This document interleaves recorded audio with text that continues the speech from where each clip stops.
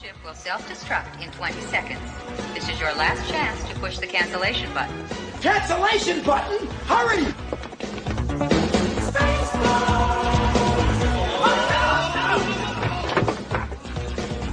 Where is it? Where is it? It's gotta be here. Out of order! Fuck! Even in the future, nothing works. This ship will self-destruct in exactly 10 seconds. Counting down. 10, 9, 8, 6. 6! What happened to 7? Just kidding. There's the other end! Faster! 6, 5, 4, 3, 2, 1. Have a nice day. Thank you.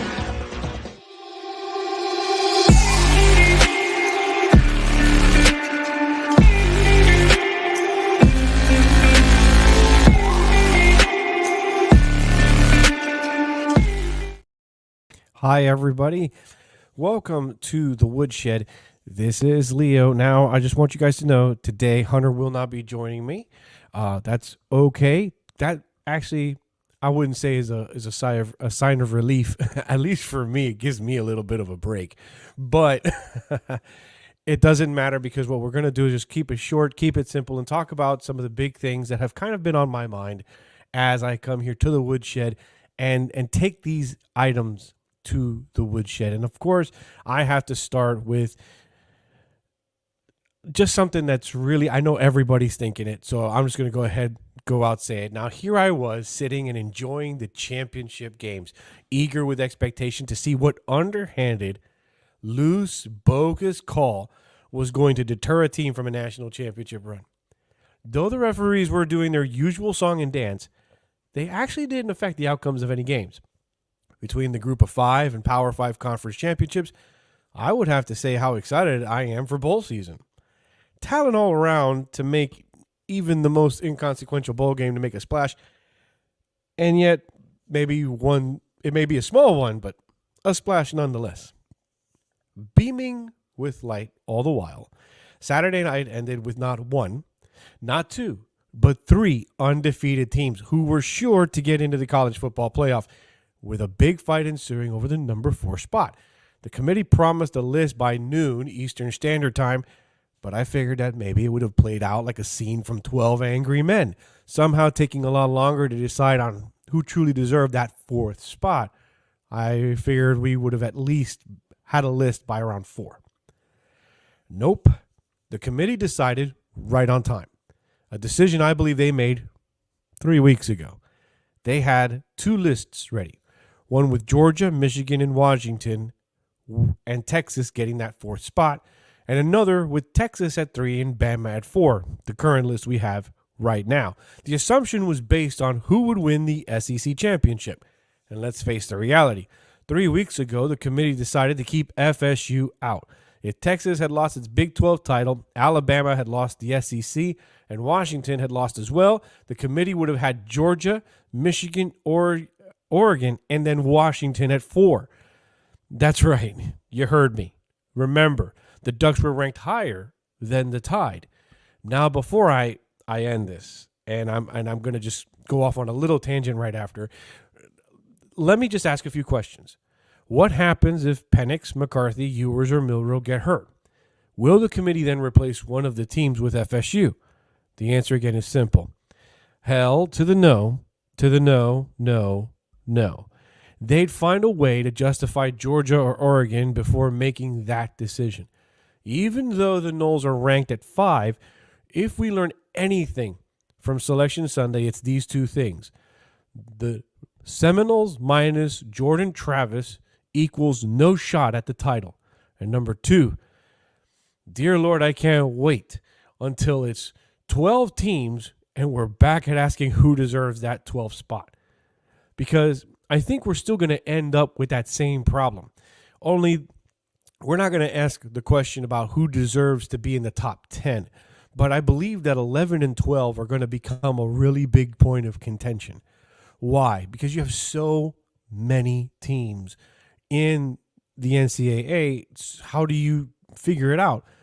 And if you look at it, even though I was exceedingly wrong about the Pac-12 this year, you would have had a lot more Pac-12 teams getting in And it still would have kind of looked almost like it didn't really still look like a meritocracy. I'd still think that the committee would mess with it. Like right now, the current top 12 list would not look the same if the committee had their hands on it. Look at what they did with just 4. They would have put FSU at 13 to try and keep them out of this. At least that's what I believe based on the way that they behave. So I'm not necessarily saying that the 12-team playoff isn't going to fix this. I'm just hoping that it will, and that if anything, I want to give it the benefit of the doubt. But I can't. Why? Because the committee had 4 teams. They had 3 undefeated teams, and it didn't matter. Even if FSU got the brakes beat off of them, they still deserved a shot at getting into the playoff. Now, is Jordan Travis that big of a star? Was he gonna be the guy? Was he the difference maker? I don't think that FSU would have won the national championship had they still been in the playoff, but they still kind of deserve that chance. Their defense put up the numbers that needed to be up. And that's the thing about championships and winning teams. They find a way to do just that, to win. It would have been nice to see Mike Norvell do something, or at least been given the opportunity to do so. So for right now, they got a New Year's Eve 6 bowl. I'm kind of happy about that much because I'm telling you, come this 12-team playoff, they would have found a way to make FSU 13. They would have found the way so that the Noles, minus Jordan Travis, gets no shot at a title, gets no shot at anything, which will always beg the question, is it about one player or is it about the whole team? Now, I'm sure Hunter would have had a lot to say about that one thing, and I'm sure you do too. So please put your comment down below. I don't mind having the debate because the truth is that it's an open-ended question. Some of you will say no way, and some of you will actually say there's a shot, there's a chance, and they kind of deserved to get in. Whether you like the Noles or not, the fact of the matter is that they could have done this to any team. They probably would have done it to Michigan had McCarthy gone down. I'm just saying, it's sometimes we have to ask ourselves, is the player bigger than the team and therefore now no longer deserving of a national championship run? It's just a question to ask. So leave your comments below, and I'm going to go now and bring this down to the NFL. Used to mean National Football League, but it could just mean not for long. It's December, and we know what happens at the end of the month. We celebrate the holidays, we welcome the new year, and the dust settles in the NFL for the postseason. As it stands, there will be clear winners and losers.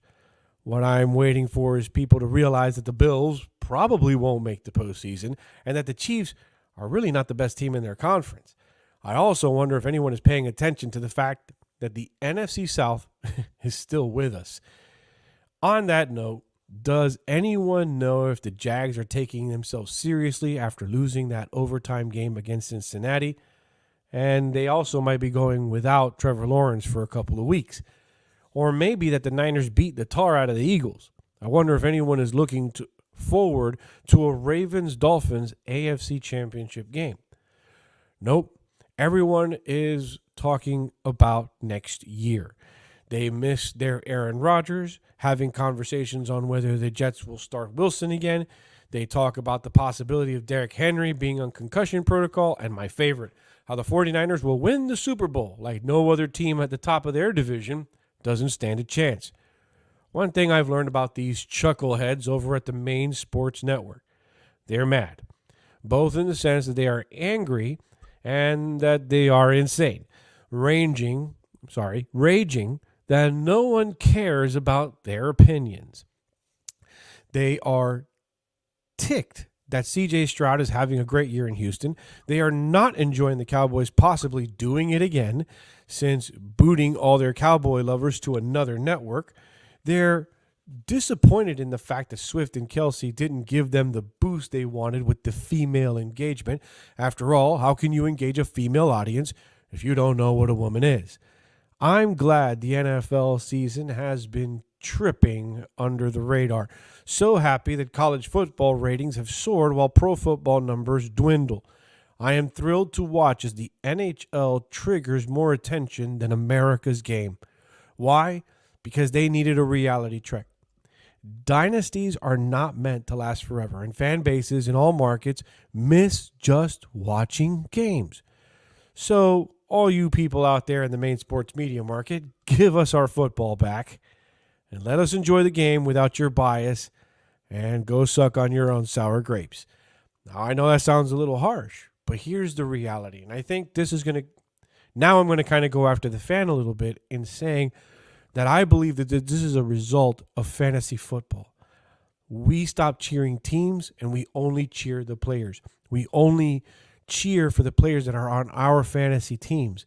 And so we use this, and I say we because I used to be really big into fantasy football, and I've kind of haven't done it in a few years. I think it's been almost half a decade since I've engaged in fantasy football.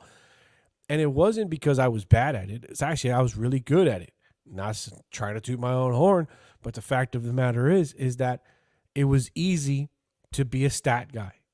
It was easy to look at the stats and to play the waiver wire and to do all of those little things and all those little tips and tricks and trades that you tried to do in order to, make yourself feel good about how a player's doing who doesn't even give you a second thought when he goes to bed at night. Let's face the reality. Right now, players care more about getting into the Hall of Fame than they ever do about winning a Super Bowl. And it's not that the Super Bowl doesn't matter, and it's not that the Hall of Fame shouldn't matter. It's more along the lines of we have to give football back to its basic and most fundamental thing, that it is about the team. Cheer your teams. Win, lose, believe me, mine is losing. Losing really, really bad. Somehow still not at the bottom of the division and not even at the bottom of the conference, but it doesn't matter. I will still cheer my guys on. Whether they care or not, it doesn't matter. We need to be about watching how teams play because you know what? Only 10 guys are watching their fantasy football championships, but millions of people are watching the Super Bowl. And it kind of matters who gets in. And it kind of matters that we take the sport seriously enough and now think about our fantasy football draft and our fantasy football stats while we're trying to enjoy the game. Sit down, relax, watch the game, and stop listening to these chuckleheads because they're the ones that convinced you that fantasy football was the way to go. And look at what it's doing. It's killing the ratings, and nobody cares. Why? Players get hurt all the time. The question is, how are teams going to win without those players? That's a serious question. We don't consider that question because, well, if Derrick Henry's hurt and I don't have Derrick Henry on my team, it doesn't affect me. Well, then when you're mad that your team hasn't won a Super Bowl or even their division, you don't have the right to complain anymore. You kind of lost that right when you decided that you wanted to play fantasy football. All right. And so, again, you might feel otherwise. You might want to tear me apart. Go for it. Comments below. I welcome that debate because I really think that fantasy football ruined football. And the commentators, they fell for it and they started selling it and they thought that was awesome. I'm sorry, but last I checked, yes, you can bet on individual player performance, but where it really matters, where the money is made in sports betting is not on player performance, but on who wins and by what margin, because margins matter. So if we're going to take that serious, I think we should take fantasy football less serious. Not that we shouldn't do it, but I'm just saying, not as serious. Okay, and so just to finish this off, I'm actually going to switch sports. I'm going to talk about something that's kind of been on my mind for the past couple of weeks, and it has been about the NBA, introducing the in-season tournament. As if the NBA doesn't like to admit that it doesn't mimic the NCAA, Commissioner Silver copied the basketball invitationals for college with a little early season madness of his own. He brings to us the NBA in-season tournament. Now, the semifinal is being played tonight, and the final will be played tomorrow night. Or, I'm sorry, on the 9th. So they get 1 day of rest before the final game. Now, is this a good or a bad idea? I would really like for you guys to comment on that below, whether you think it's a good or bad idea. Truth be told, only time will tell. Tonight begins the semifinals in Las Vegas for each player on the winning team to receive $500,000 to their already exuberant salaries. Second place has a cash prize as well. As a matter of fact, teams that made the quarterfinals, like the Knicks, have already attained their $50,000 prize that was added to their contracts. The financial incentive to get players not to sit out at the risk of getting hurt, as well as bragging rights to another trophy that teams can add on their repertoire. But hold up 1 second before we applaud this idea or maybe look too far down our noses at it. Players needed a cash incentive to participate, even though this is not added to their schedule. This is a part of their schedule. Instead, it opened the schedule. It was like an opened slot in their schedule at the quarterfinals and rearranged it to it still being the same amount of games played that will still affect your postseason run. Listen to that really quick. You would have played these games anyway. I'm sorry, but the financial incentive was not necessary. Every game matters, especially since super teams are dying and basketball will soon be seeing a grand scope of parity on the horizon. Now you're telling me that a cash prize was necessary for teams to even participate in a non-schedule adding invitational. In other words, it did not add to the schedule. So that the beginning of the season can become remotely interesting? Well, as long as the sponsors are paying for it. You know what? And that's what Mr. Silver said. The sponsors are paying for it. They should not increase ticket prices. But here's the ugly truth. It will. Truth be told is that this might turn out to be a good idea. I'll be honest. It can be. So far, it has worked in the NCAA individual invitationals. It does draw crowds. Wins and losses do count during the regular season. And, of course, basketball players will be getting NIL deals, so they'll be getting paid and all of that. And the same, and you know what? It'll actually help them because a lot of the invitational sponsors can actually contribute to their NIL. Okay, so not bad for the NCAA, and more people watch NCAA basketball than pro ball. Just want you guys to know that. But this could be the pre-Christmas thing that helps the NBA draw fans to the early season games. Like I was talking before, it usually takes a while for the NBA season to get started, for it to start mattering. Of course, with football, it's very difficult to pay attention with basketball going on. Of course, we all know America's game is football. And basketball kind of takes a really deep number 2 seat. But this is a good idea. This could be, let me say it again, this could be a good idea as long as Mr. Silver plays the NCAA rule. The sponsors need to pay and not the fans. So long as this is the rule, I do see success. I think it's trash that millionaires need more money to play the same amount of basketball. It's paid to play, and they are entertaining the masses, so I can't complain too much. If the money is there, whatever. But if the fan, which I have this really, like this tingling, like my spidey senses are going crazy.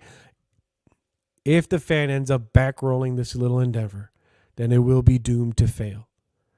And so what can save the pre-Christmas portion of the season for basketball? I have no idea. And that's true that Mr. Silver is at least trying something. But I don't think he really needed to pay these guys as much as they needed to get, or feel that they needed to get paid just to play a game that they would have had to play anyway. But hey, I'm not in charge. And like I said, as long as the sponsors are the one cutting this in, then I say it's good for the sport.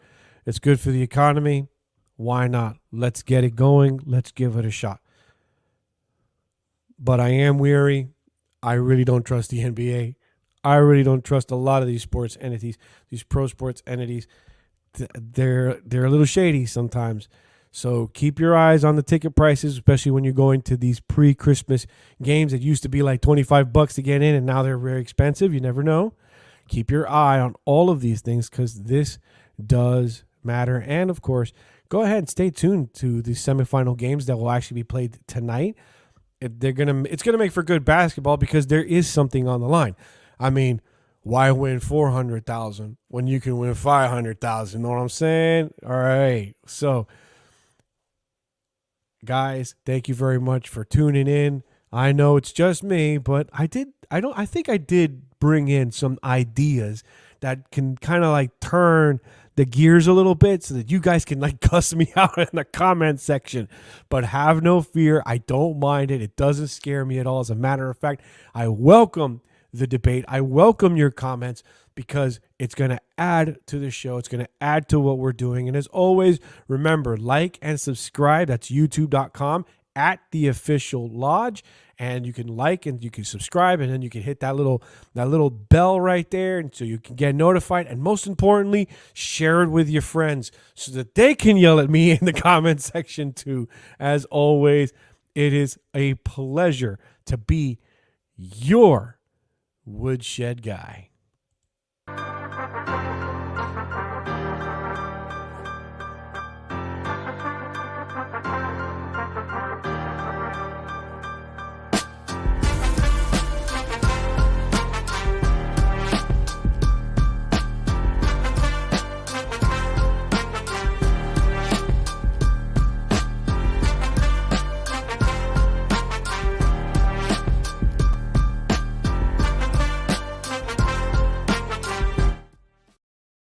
Not a problem, sir. He's a good kid. He's just got to watch his language in front of the ladies.